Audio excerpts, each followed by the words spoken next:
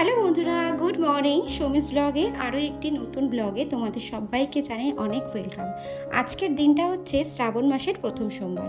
তো রীতিমতো সকাল সকাল উপোস করেছি। সকালবেলার আশীর্বাদ ছেড়ে ঠাকুর পুজো দিয়ে নিয়েছি আগে। যেহেতু আজকে উপোস আছে, সেরকম আজকে কোনো কাজ নেই, ওই ঠাকুর পুজো দেওয়া ছাড়া। রিহুর খাবার টাবার করে রেডি হয়ে গেছি। এখানে আমি রেডি হয়ে গেছি, ওদিকে বৌদি ভাইও চলে এসছে।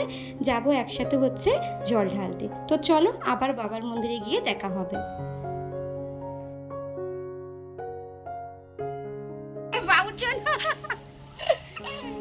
তো চলো বন্ধুরা, আমরা এখন যাচ্ছি ভোলে বাবার মাথায় জল ঢালতে। আর এই যে আমার কোলে আরেকটা ভোলে বাবা।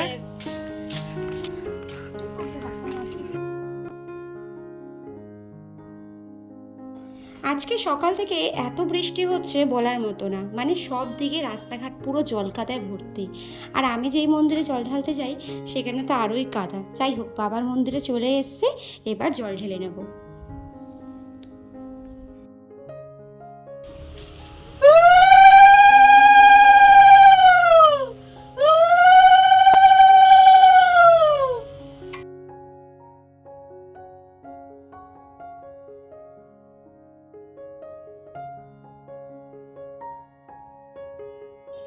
আমার দেখা দেখি রিহু কিন্তু বলছে মা মা জল জল, মানে ও জল ঢালবে বাবার মাথায়। যাই হোক, বাচ্চারা কি বোঝে বলো। ও প্রত্যেক বছরই আমার সাথে মন্দিরে আসে, আর প্রত্যেক সোমবার করেই আগে আসতো। ওর জন্য ওই মন্দিরে আসলেই ভাবে মা জল ঢালবে বাবার মাথায়, আমিও ঢালবো। এদিকে দেখো, বৃষ্টিতে জলে মন্দির পুরো জল জল হয়ে গেছে। রিহু ভাবছে ওর পায়ের নিচে জল, আর ওদিকে পিঁপড়ে পুরো ভর্তি হয়ে গেছে। ওর জন্য আর কি ও তাড়াচ্ছে। যাই হোক, বাবার মন্দিরে জল টল ঢেলে বাবাকে মালা ঢালা পরিয়ে সুন্দর করে পুজো দিলাম। সত্যি এরকম ফাঁকা মন্দির হলে না মন প্রাণ ভরে মনে হয় সুন্দরভাবে পুজো দিই অনেকক্ষণ ধরে। আর আমার ওই একটুখানি সময় নিয়ে পুজো দিলে না আমার একদম পছন্দ হয় না। একটু সময় করে নিয়ে যতক্ষণ না পুজো দেবো আমার ঠিক ভালো লাগে না। নিজে হাতে একসাথে আরতি করব, এটাই আমার সব থেকে ভালো লাগে। যাই হোক, এখানে কর্পূরদানি দিয়ে এবার বাবাকে একটু আরতি করে নেব, তারপরে এবার বাড়ি যাব।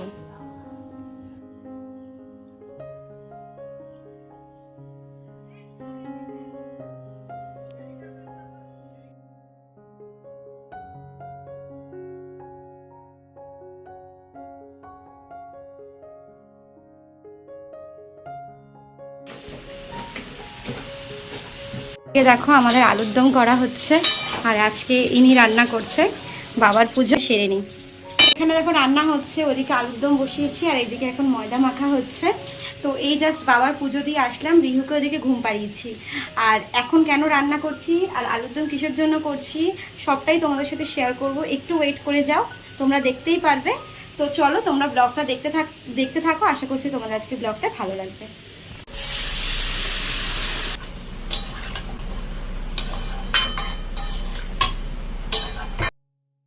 এদিকে রান্না আমার অলমোস্ট কমপ্লিট। আমি আজকে অনেক দিনের একটা আমার ইচ্ছে পূরণ করব, তো সেটার জন্যই সব প্রিপারেশান নিচ্ছি। এদিকে দেখো বৌদি ভাই ময়দা মেখে নিয়েছে, অলমোস্ট এখানে সবই রেডি হয়ে গেছে। এদিকে তেল গরম হয়ে গেছে, এবার লুচিগুলো ভেজে নেবো, ব্যাস তাহলেই কমপ্লিট হয়ে যাবে।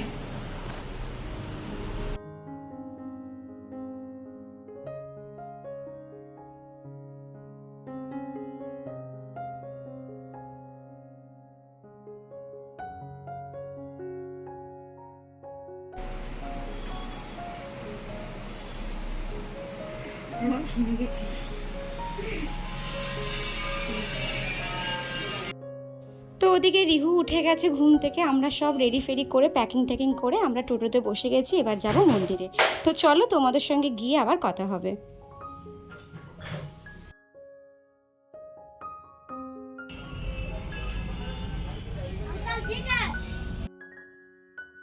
চলে এসেছি আমরা মন্দিরে, আর এসে আমাদের খাবারগুলো সব বেড়ে নিচ্ছি।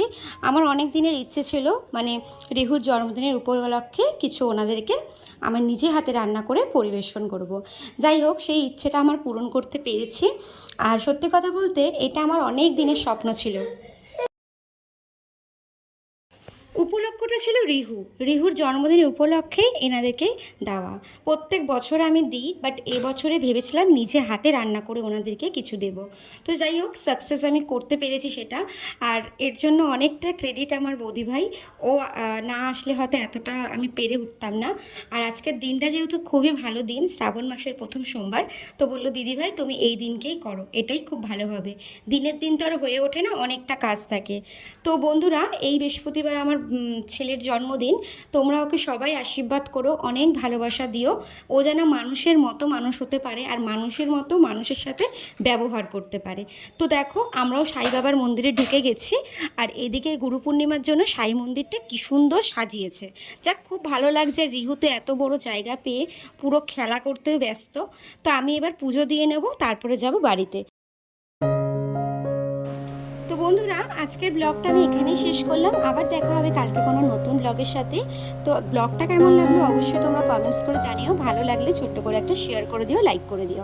তো আর আমার ইউটিউব পেজ থেকে দেখলে চ্যানেলটা সাবস্ক্রাইব করে দিও, আর ফেসবুক পেজ থেকে দেখলে পেজটাকে ফলো করে দিও। তো আজকের মতো টাটা।